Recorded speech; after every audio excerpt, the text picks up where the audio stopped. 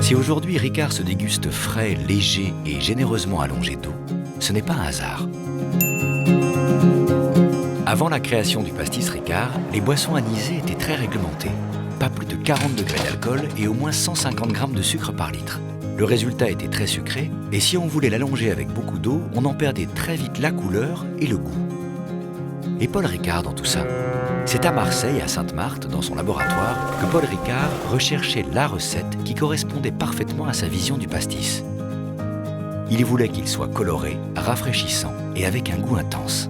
D'après ses expériences, il fallait 45 degrés d'alcool et très peu de sucre pour pouvoir ajouter plus d'eau et conserver toute la richesse du goût et de la couleur du pastis. Dès 1932, Paul Ricard va œuvrer activement pour obtenir l'autorisation des 45 degrés.